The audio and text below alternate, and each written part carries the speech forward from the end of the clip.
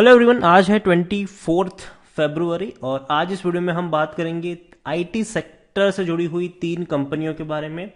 एक तो भैया सबसे दिग्गज कंपनी है टीसीएस, दूसरी इन्फोसिस है, ये भी भैया सेकंड नंबर की कंपनी है, और तीसरी है हैप्पीएस्ट माइंड।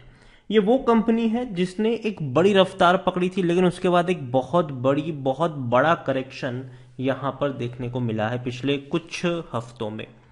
वीडियो में हम इन तीनों ही कंपनियों के बारे में डिस्कस करेंगे कि और चर्चा करेंगे कि भैया मौका है कि नहीं खरीदारी का यहाँ पर, और है तो कहाँ पर है, और ये जो रशिया और यूक्रेन का टेंशन चल रहा है, ये वॉर वाला जो क्राइसिस है, वो इन कंपनियों के शेयर को कितना तोड़ सकता है। तो वीडियो को शुरू करूँ उससे पहले अगर आपने अभी तक चैनल को सब्सक्राइब नहीं किया है तो प्लीज़ अभी इसे सब्सक्राइब कर लीजिए, क्योंकि आगे भी बहुत सारे वीडियोस हैं जो आपको काफ़ी ज़्यादा हेल्प करेंगे। तो शुरुआत करेंगे इन टीसीएस के साथ। 3,400 रुपये का ये शेयर है, सबसे बड़ी आईटी कंपनी है ये इंडिया की, और 10% की पिछले एक महीने में गिरावट दिखा चुका है। ये 3,850 रुपये से ये टूटा है, और एक साल की अगर हम बात करें तो पिछले एक साल में टीसीएस के शेयर में तकरीबन 15% का ग्रोथ है। इससे पहले भी तेजी आई टूट गया, तेजी आई टूट गया। इससे पहले भी अगर हम देखें तो ये 1,395 या 1,300-400 रुपए के आसपास ये पहुंचा था, और वहां से बाउंस बैक किया, अब टूटकर वहीं पर आया है जहां से पहले भी ये टूटा था, और दोबारा बाउंस बैक दिखाया था इसने। यहां पर 3 साल की बात करें तो टीसीएस में पिछले 3 साल में तकरीबन 76% का ग्रोथ है। कोरोना काल में ये 1,600 रुपए का था, उसके बाद जो रफ्तार पकड़ी है ये रुका नहीं है नीचे। और इवन ऐसा नहीं कि ये जो तेजी है वो पिछले 2 साल में ही आई है। 10 साल का भी अगर हम ग्राफ देखते हैं तो पिछले 10 साल में टीसीएस ने 436% का ग्रोथ दिखाया है, वो भी शेयर प्राइस से। और भी कई सारी रिटर्न यहाँ पर मिला है डिविडेंड के फॉर्म में, और भी कई सारे फॉर्म्स में, तो वो भी चीज़ यहाँ पर अगर इंक्लूड करेंगे तो भैया पैसा तो बना है टीसीएस में, लॉन्ग टर्म में भी बना है। लार्ज कैप शेयर है, 12,75,000 करोड़ से भी ज्यादा का इसका मार्केट कैप है, वॉल्यूम 50 लाख के आसपास नजर आए हैं इसके।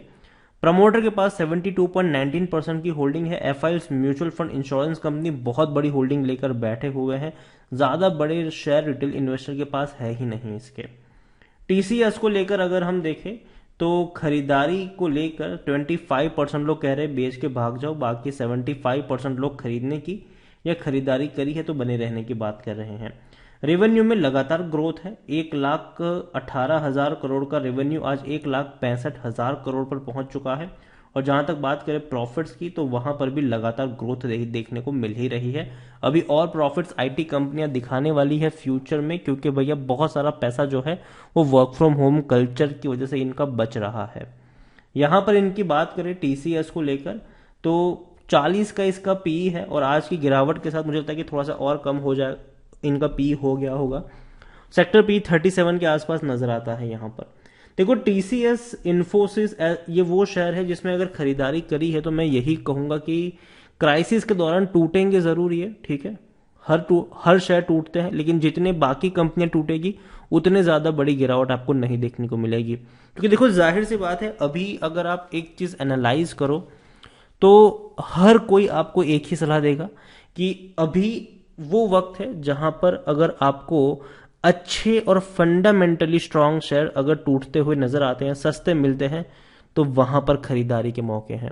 ये हर कोई कहेगा, मेरी भी खुद की वही रिकमेंडेशन रहेगी कि देखो मार्केट अगर इस तरीके की गिरावट दिखाता है तो सबसे पहले जो फंडामेंटली स्ट्रांग शेयर है, जिनका बिजनेस स्ट्रांग है, जिसका बिजनेस बढ़िया है, वहां पे खरीदारी होनी चाहिए। जो मार्केट लीडर है वहां पे खरीदारी होनी चाहिए, और टीसीएस इन्फोसिस ये ऑलरेडी मार्केट लीडर है।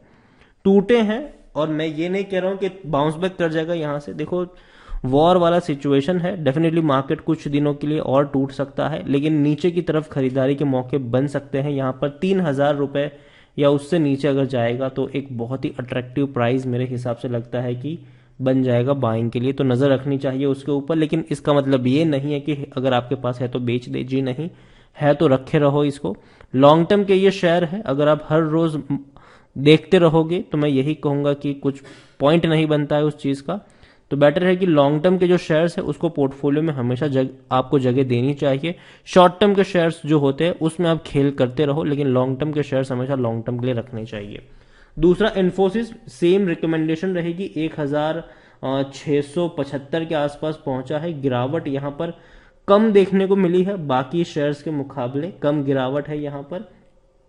लेकिन ये भी अगर हम देखें तो टूटा तो जरूर है ये भी। एक महीने में इन्फोसिस के शेयर्स में भी तकरीबन 3.5% की गिरावट है, लेकिन हर बार बाउंस बैक दिखाया है इसने। एक स्ट्रांग शेयर में मानता हूं इसको कि ये ज्यादा टूटता नहीं है, लेकिन अगर ये भी टूट जाता है तो नीचे के लेवल पर 1500 रुपए के आसपास अगर पहुंचता है तो खरीदारी के मौके इन्फोसिस में भी बनते हुए नजर आएंगे। अगेन कोई रिकमेंडेशन नहीं है, मैं बस अपनी बात यहां पर कर रहा हूं कि मार्केट टूटा है तो रिबाउंड जरूर करेगा और बहुत ही बढ़िया तरीके से रिबाउंड करेगा वो। अभी पैनिक का सिचुएशन है, अभी मार्केट टूट रहा है, मार्केट इससे पहले भी टूटे हैं। जो वॉर क्राइसिस है ऐसा नहीं है कि बहुत लंबा चलेगा, ये 1 महीने का थोड़ा सा इवेंट रहेगा और उसमें भी जो पैनिक का मोड है वो हफ्ते भर चलेगा। उसके बाद लोग यूज टू हो जाएंगे, लोग दोबारा खरीदारी करना शुरू करेंगे और चीजें नॉर्मल होगी। लेकिन अगेन खराब चीजें तब हो सकती है जब ये 2 देशों का वॉर वर्ल्ड वॉर बन जाए। ठीक है, अगर मैं पहले से कह रहा हूं, अभी भी मेरा वही स्टैंस है कि जब तक रशिया और यूक्रेन तक चीजें सीमित है, मार्केट में जो पेन होगा वो हफ्ते भर का होगा। ठीक है, लेकिन उसके बाद अगर वर्ल्ड वॉर होता है तो ये पेन बहुत लंबा चलेगा फिर।